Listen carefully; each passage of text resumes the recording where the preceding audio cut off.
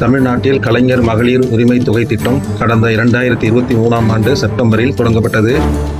இதுவரை 1,14,00,000 பெண்கள் மாதம் ரூபாய் 1000 நேரடியாக வங்கிக் கணக்கில் பெற்று வருகின்றனர். ஒவ்வொரு மாதமும் 15ஆம் தேதி முன்னதாகவே தொகை வரவு வைக்கப்படுகிறது. இந்நிலையில் தகுதியுள்ள சில குடும்ப தலைவிகள் இத்திட்டத்தில் இணையாமல் இருப்பதால் கவலை அளிக்கிறது. இதுவரை 3 கட்டமாக முகாம்கள் நடைபெற்றும் சிலர் சேர்க்கப்படாததால் தொடர்ந்து அமைச்சர்கள், எம்எல்ஏக்களை பெண் தலைவிகள் அணுகி ரூபாய் 1000 வழங்கக் கோரி புகார்கள் செய்து வருகின்றனர். இதனை தீர்க்க ஜூன் 4ஆம் தேதி மாநிலம் எங்கும் மக்களுடன் முதல்வர் திட்டம் நடைபெற உள்ளது.